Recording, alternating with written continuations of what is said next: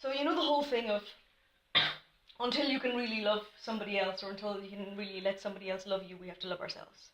Okay, there's that like big cliche. Yeah, this is like, it's practically a hallmark thing. Yeah, it's on cards. And then there's the other aspect of that, which is to truly be open to love, we have to be able to be alone. Yeah, we've come across that one as well. And what does that really mean?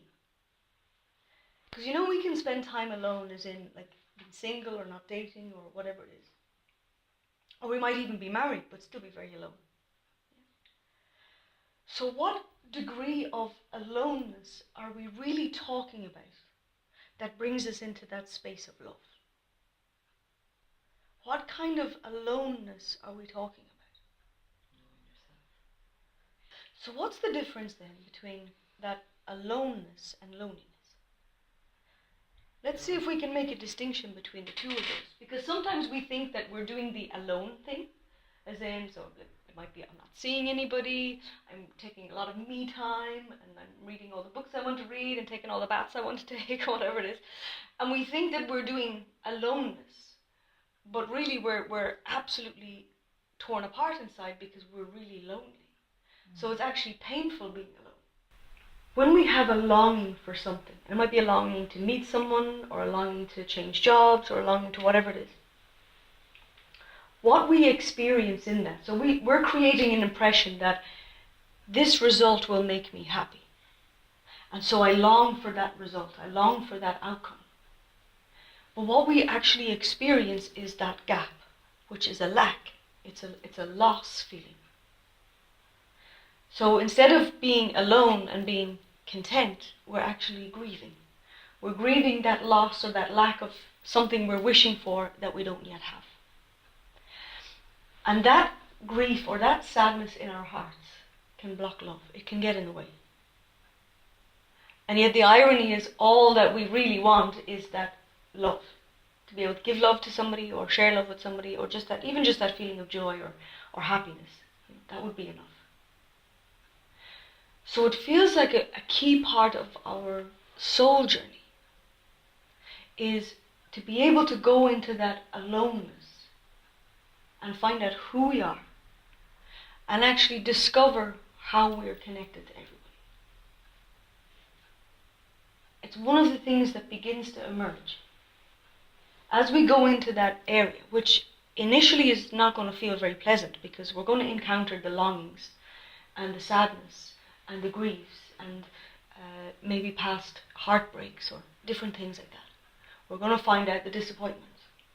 We're going to find out all the different areas where we have pain in relation to other people or in relation to our life experiences. But that aloneness space, when we were able to do that in a really soft way with ourselves, so in recognizing, I really need this. I really need this alone time, and I don't really know what's going to come out of it, but we can usually recognize that feeling of either I just need to be by myself, or I need me time, or I need something that's just for me. I will see that quite a bit. People will, let's say, come into meditation, but they won't bring their partner in. They'll be like, no, this is just for me.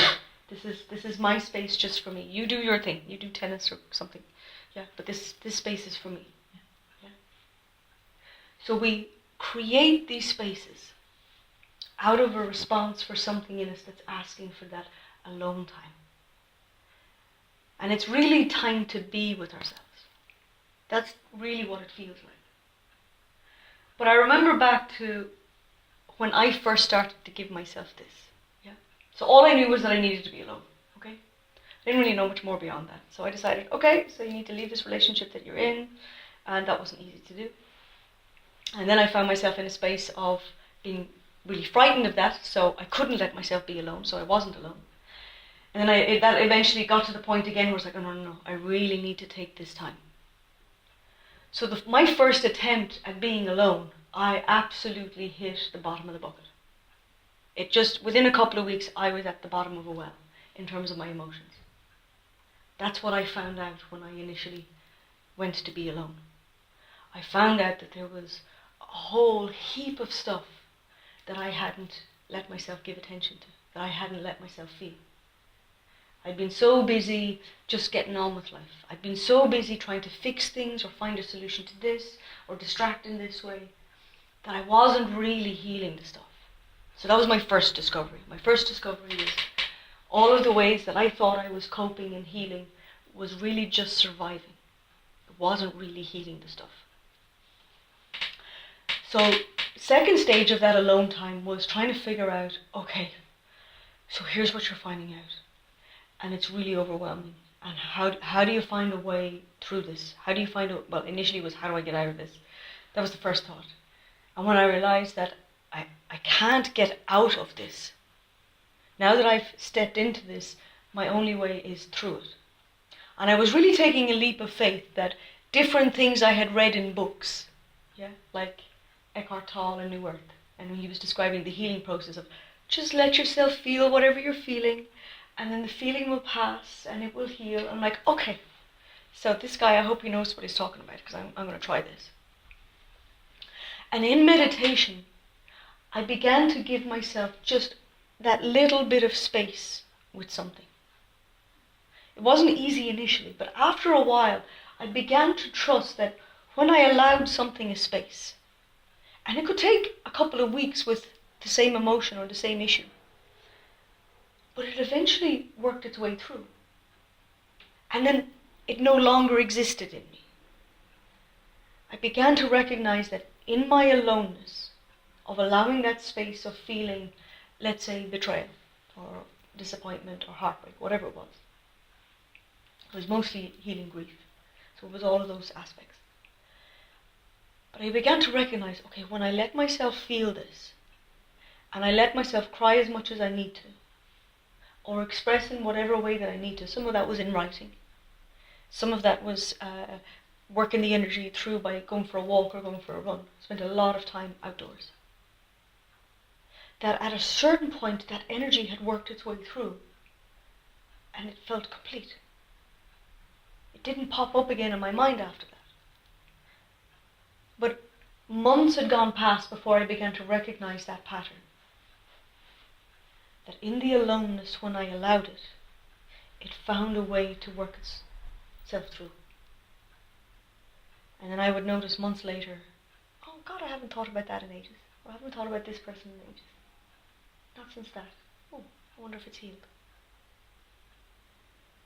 And then we start learning, again in that aloneness, because in aloneness, we start to make it safe to be sensitive.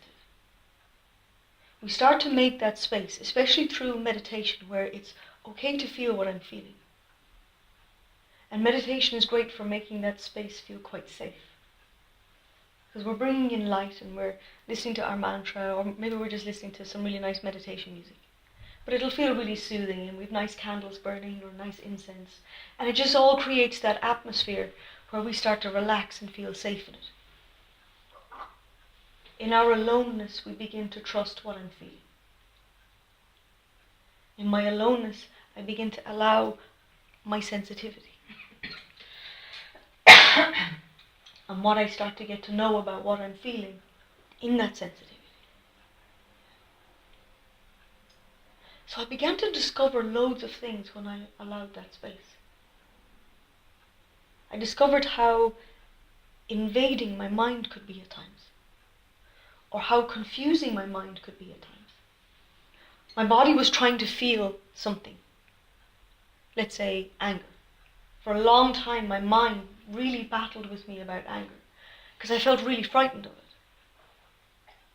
It took, I'd say, about a year of meditation before I was actually able to even allow myself feel a little bit of anger in a therapeutic way. Of course, I was getting angry the whole time. Yeah? Angry in traffic, angry with this, angry with that, frustrated. It was there all the time. But before I was able to allow it, just in that aloneness of me, it took about a year of meditation. And I thought, okay, I'm going to give this a go. I've read enough about this, I've heard enough about this, I'm just going to try it. Of letting myself feel angry, of letting myself hit the cushions of the couch. And it felt so uncomfortable. It felt a bit cheesy. yeah, felt like I was such a cliche, here's the therapist taking out her anger by hitting cushions. It was horrendous, this feeling inside. And it was really squirmy initially. It was like, oh my God, I can never tell anybody about this. Yeah. But after about 2 minutes of that squirmy, uncomfortable feeling, the anger started to move. And all of these different situations and people and things started to come to me. And I was like, oh my God, I had no idea I was so angry about that. I had no idea I was so angry with this person. I hadn't been able to really let myself acknowledge that and feel that. And as it worked through, it automatically found a resolution in itself. By the end of it, I was already forgiving myself, and I was already forgiving the situation or the people in the situation. Sure, they didn't know any better. Their upset with me was very understandable. Whatever. But it just naturally found its way through. I never had to force that. But it really took that level of comfort in my aloneness to be able to tolerate that. Without enough comfort in being alone, I wasn't able to allow it. And that can still happen to me every now and then. If a new situation arises and I'm having whatever feeling reaction, my body immediately goes into a protective mode of, oh no, you don't need to feel this. Just, you know what to do. You know how to resolve these situations. And it will go into solution mode, fixing it. But then at a certain point, I know I need to let myself feel the feelings. And thankfully nowadays, that gap between something happening and feeling the feelings is not so big. In the past, something could have waited for years before I was able to give it that space. It had been weeks before I even understood that I was upset about something. I'd be quite numb, quite frozen in it. So in our aloneness, we discover essentially what we need. We discover all the parts of us that are hurting or upset or stressed. And in that aloneness, we can very often discover what that needs also. And in that aloneness, we can begin getting that space ready that we can cope with that. See, we're all the time working against our past experience.